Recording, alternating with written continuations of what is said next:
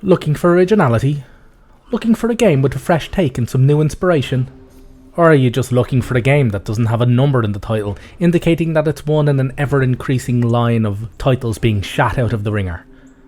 Then look no further than South of Midnight.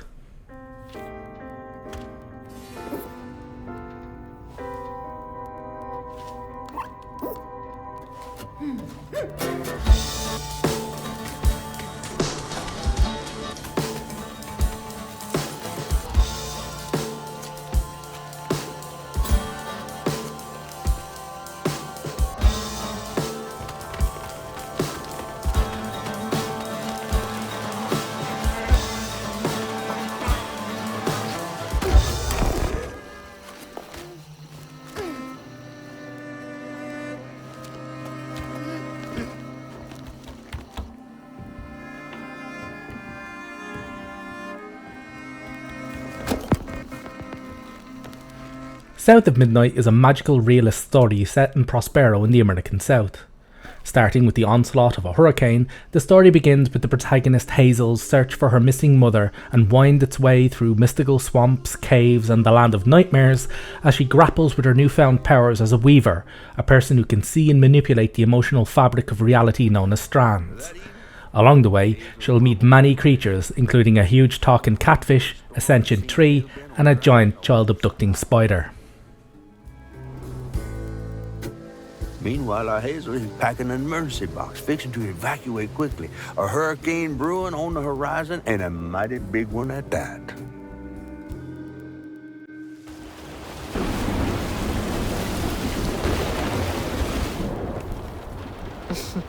Man, I miss singing on the bus with these guys.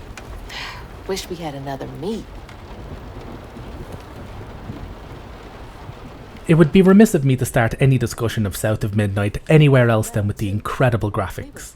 There's a huge effort taken to make it all look akin to stop motion animation, which adds to the fantastical elements of the setting in the cutscenes. In-game, the animations are silky smooth and there's a huge amount of detail poured into every area. The character design is excellent throughout, giving the game cast each a distinct personality. The voice acting is brilliant too, and a special mention has to go to the wonderful music. Honestly, every single part of this game is gorgeous. Even the fucking loading scenes and the story recaps are beautiful. There's a serious amount of artistic talent on show here.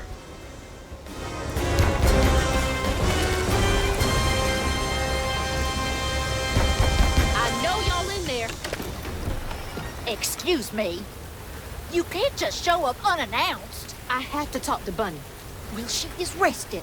You're gonna have to come back tomorrow. It can't wait.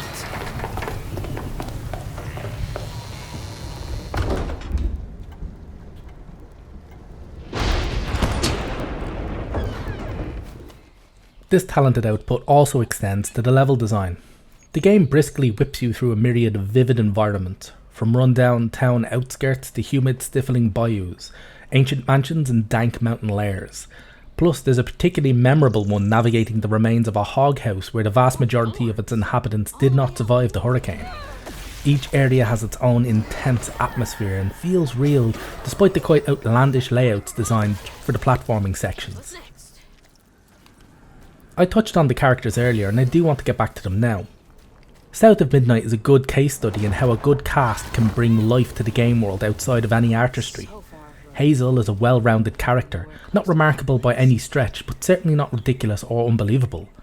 Her mother, Lacey, is a passionate social worker clinging on to what remains of her family and lamenting the limited good she can do in her job. Her idealism crashing against the reality of her role is a prominent theme in her arc. All the other ancillary characters have their foibles and mannerisms to all make them seem believable, real. It feels like a game world that's inhabited by actual people rather than just simply a cast of cardboard cutouts.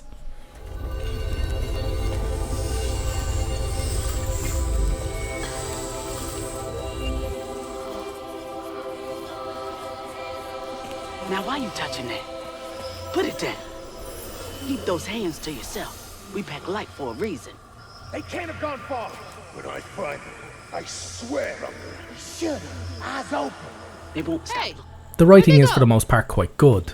The dialogue is solid and never strays into the cloying, drippy style that often mars any media that deals with similar themes. But it's also where my issues with South of Midnight started to rear their heads.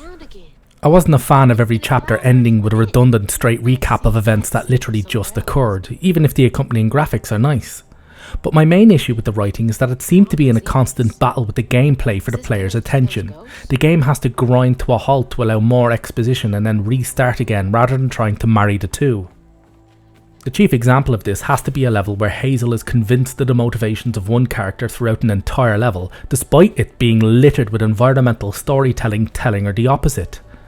Now, it's not a plot hole or a mistake if a character is wrong, misguided, or even a total fucking idiot. That's a rather good way of generating the friction needed to drive a plot forward. But when you make it abundantly clear with almost a dozen references that a character is wrong, have her comment on these references, and then just proceed as before, well, that's just poor writing. Plus, it undermines the smart, sassy character you've been attempting to build up for her the entire time. All this beating around the bush unfortunately leads me to South of Midnight's worst aspect, the gameplay. Both the combat and exploration couldn't be any more linear if the game was on rails. There's almost nothing to see or do bar the occasional readable to collect outside of the confines of the game path, and the fighting element doesn't seem to have a lot of thought put into it either.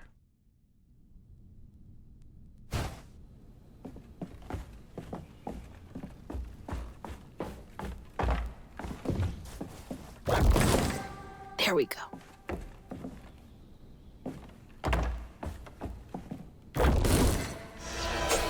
The enemies, of course all superbly well designed, have no other tactic other than to cheese you with off-screen or area effect attacks until you drop. Since all the combat takes place inside designated areas, these attacks can be incredibly hard or often impossible to dodge.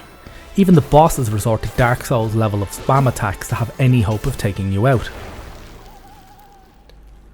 In conclusion, while the lackluster combat and virtually non-existent exploration are large demerits, don't let that turn you away from South of Midnight.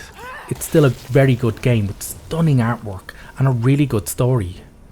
Too bad the issues are ones that can't be easily patched, but you should definitely play this and add the dev to your watch list, because they're definitely not the same guys who did We Happy Few. Definitely not.